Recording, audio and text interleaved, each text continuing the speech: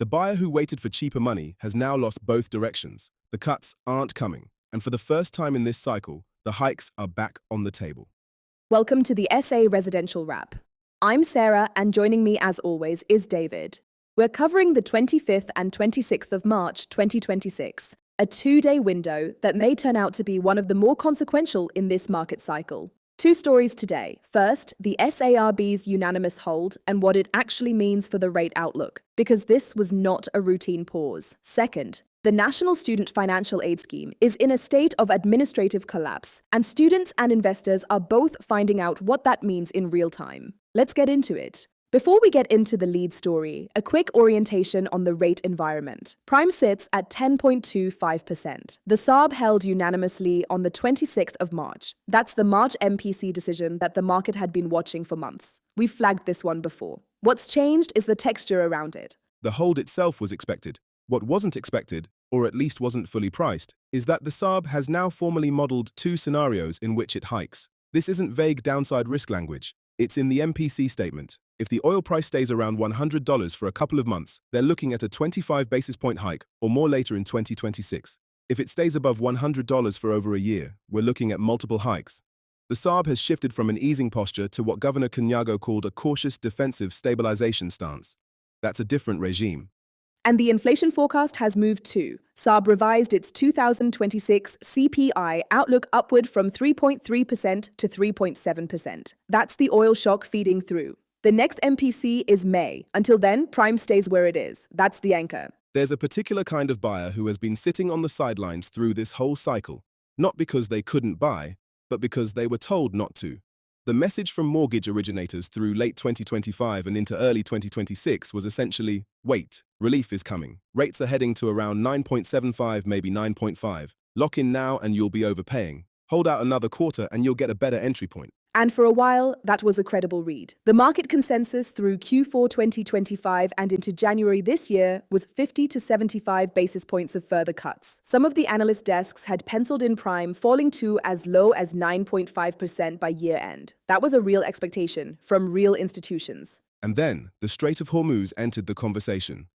The Middle East escalation from late February drove Brent crude past $100 a barrel, up from around $82 in February. South Africa imports almost all of its fuel. The SARB's models run the transmission mechanism very quickly. Higher oil prices, higher fuel costs, higher CPI, tighter policy. Analysts are projecting petrol increases of up to 5 Rand a litre and diesel of up to 10 Rand a litre in April alone. When you feed those numbers into the SARB's models, the case for cutting evaporates. So what's the concrete implication for buyers and sellers? Let's take them separately. For the buyer who was waiting, that buyer has now lost both directions. The cuts they were waiting for aren't coming, and the scenario in which rates move higher is now formally modeled by the central bank. South African mortgages are floating rate, linked to prime, so the buyer who purchased in January pays the same rate as the buyer sitting on the fence today. But the trade-off is two-sided. If rates rise, sellers may come under pressure, and patient buyers could find better pricing. The trade-off has changed. It hasn't simply resolved in favor of anyone who acted. And for the seller? The seller who priced optimistically, who looked at the January pipeline, at the Uber data showing mortgage applications up 9% and Rand value up 17%, at the FNB demand index at a 17-year high, that seller priced a buyer pool that was energized by rate cut expectations. That buyer pool has now been told the basis for its energy has changed. The originators who were running the act now rates are falling pitch will need to update their scripts. Because the pitch was pre-shock, most of that commentary was calibrated to conditions that no longer exist. This cuts to something we've been tracking across this whole series, the island strategy thesis. The idea that recovery in this market isn't broad and uniform, it's geographically and sectorally decoupled, high-quality nodes recovering while the broader market stagnates. Does a higher-for-longer rate environment change that story? It intensifies it, actually. The nodes that have been outperforming, Western Cape Premium, Tshwane, the established build-to-rent precincts, are doing so because of structural supply constraints and quality of services, not because of cheap credit. If anything, a rate environment that keeps ordinary buyers out of the ownership market keeps adding tenants to the institutional rental pools in those nodes. Cash buyers that can't find yield in cash or bonds go looking for quality real estate. The higher-for-longer environment is painful for the bonded buyer. For the cash-funded institutional investor in a supply-constrained node, it's almost neutral. We haven't changed our view, but the timeline for the volume recovery, the part of the story where ordinary first-time buyers re-enter in numbers, That gets pushed out. Pushed out, and now uncertain in a way it wasn't before. Before the oil shock, the question was when. Now the question is whether, and at what rate. The SARB has modeled scenarios. Scenarios are not forecasts, but they are a signal that the institution responsible for price stability is no longer treating further cuts as the default path. That's a regime shift. The market needs to price accordingly. Picture this. You're a student in accredited private accommodation. Your paperwork is in order. You did everything right. You applied through the system, you got placed, your landlord is on the approved list, and now you're getting an eviction notice. Not because you failed to pay, but because the institution that was supposed to pay on your behalf has lost financial control so completely that the Auditor General cannot form any opinion on its finances. The Auditor General issued what's called a disclaimer of opinion on NSFAS for the 2024/25 financial year. For listeners unfamiliar with audit language, there are 4 types of audit opinion. A clean opinion means everything checks out. A qualified opinion means there are some issues. An adverse opinion means the financials are materially wrong. A disclaimer of opinion is worse than that. It means the AG couldn't even assess the financials. The information was so incomplete or unreliable that forming an opinion was impossible. That is the most severe audit outcome that exists.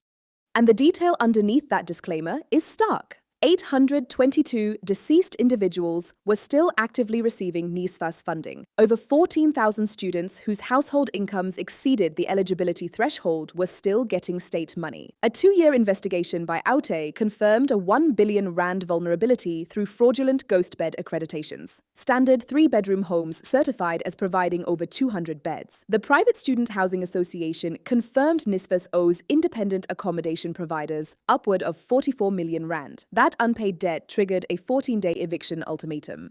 The investment implication is direct.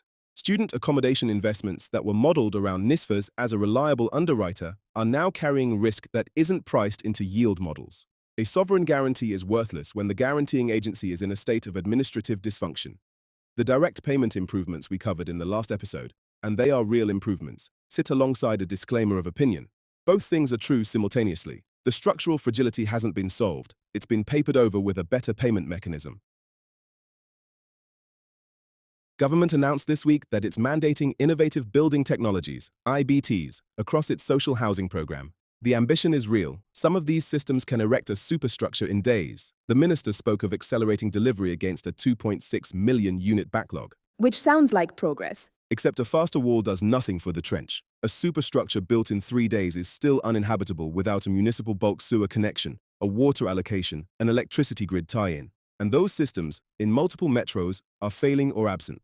What government has mandated is the acceleration of construction at roof level. In areas where the infrastructure below ground is bankrupt, you can prefabricate the walls faster. You cannot prefabricate the sewers. So we're building faster structures that can't be occupied. The policy is accelerating the construction of stranded assets. The 2.6 million unit housing backlog is a municipal infrastructure problem dressed as a construction technology problem. The question worth asking, at what point does a government housing unit built faster but connected to nothing become a liability rather than a delivery? That's the SA residential wrap for the 25th and 26th of March 2026. 2 days, 2 stories that between them capture the pressure this market is under from both ends. The macro rate environment shifting beneath buyers' feet and the institutional infrastructure for student housing fracturing in plain sight. Watch the May MPC. Watch the NSFAS accreditation audit and the new policy framework the minister has committed to by end of April. And watch what the building data tells us when the next Stats SA release lands. Until next time, I'm Sarah, he's David, and this has been The Wrap.